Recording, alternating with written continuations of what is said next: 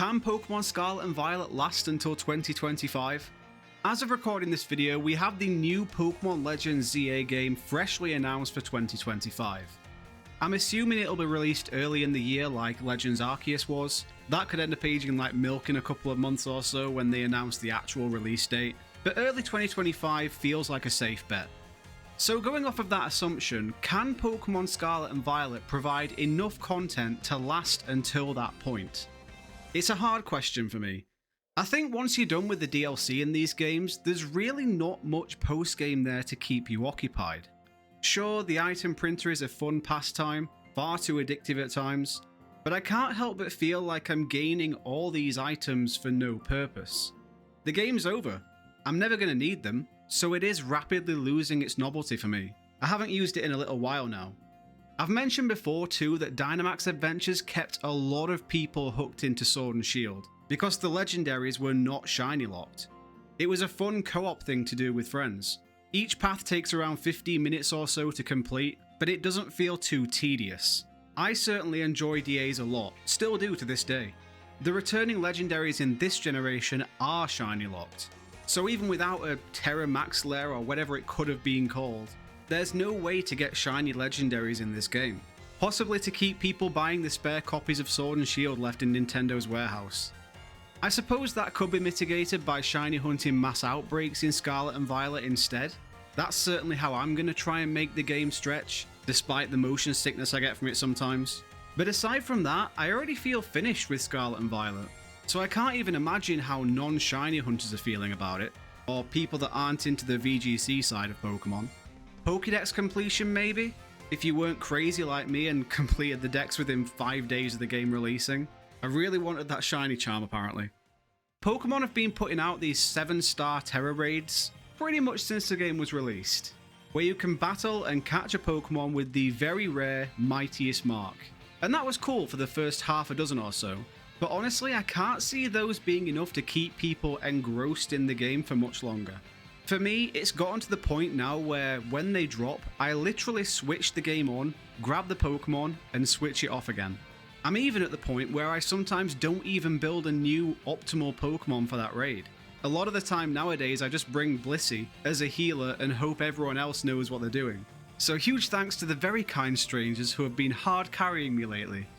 There is the gimmicky minigame stuff as well, like Ogre Ousting and playing around with the Synchro Machine, but I wouldn't say they're things that are going to keep people picking up the game on the daily. BBQs are pretty cool to unlock the legendaries via Snackworth, if you want the legendaries.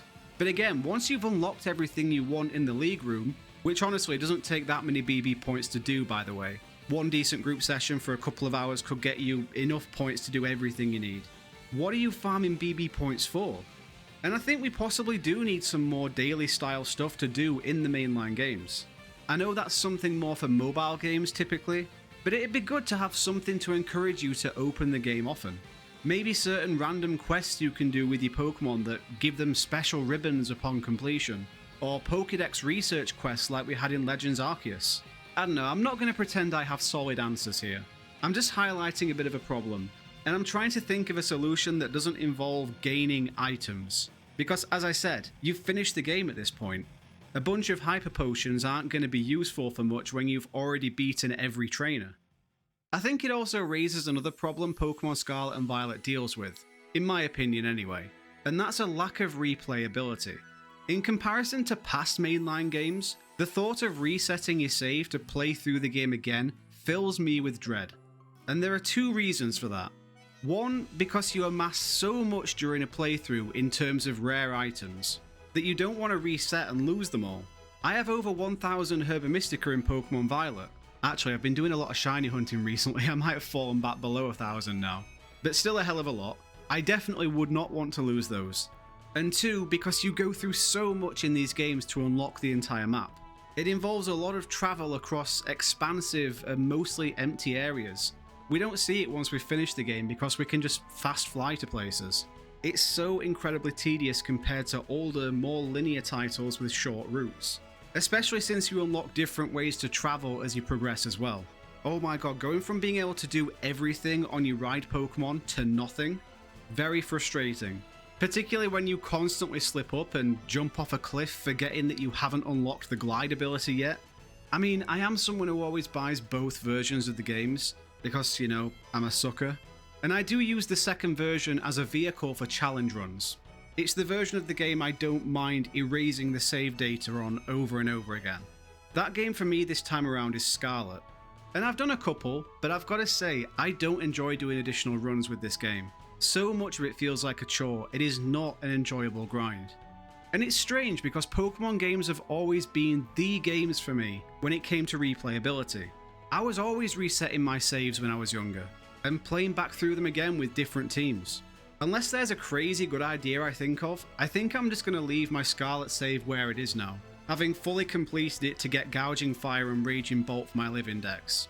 And I was worried that this might have just been a me problem, but funnily enough, lately I've been in a few Twitch streams where people have been pushing the exact same sentiment. So I'm struggling to see how Scarlet and Violet are going to last.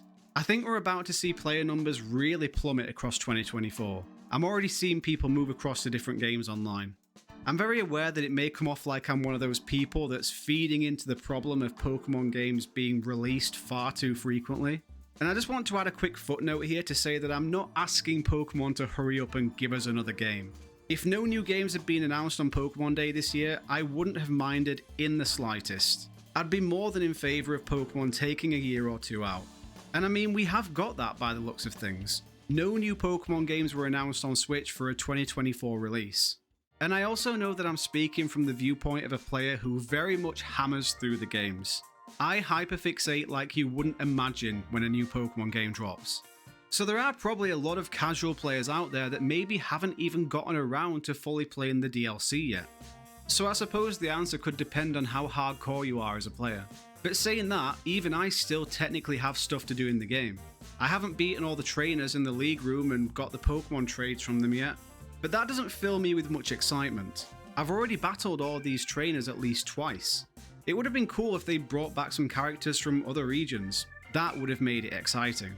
Shiny hunting will probably tide me over personally. There are still quite a lot of Pokemon I want to hunt in these games. I have been taking my time with that. But that's going to be quite a passive activity while I'm sitting and watching TV, or while I'm chatting rubbish on stream. It'd be nice to have something fully engaging to do in the post-game. Because look, and this may be controversial, but I like these games. I like the Paldea region. I want to keep playing them throughout this year. I just don't have a lot of reason to. But yeah, where are you guys with this? Have you completed the game as far as you're concerned? Are there still things that keep you firing up your Switch and diving into Pokémon Scarlet and Violet? Let me know in the comments, always interested to hear what you guys think. Drop a like on the video, subscribe for more Pokémon videos, and I will catch you all in the next one.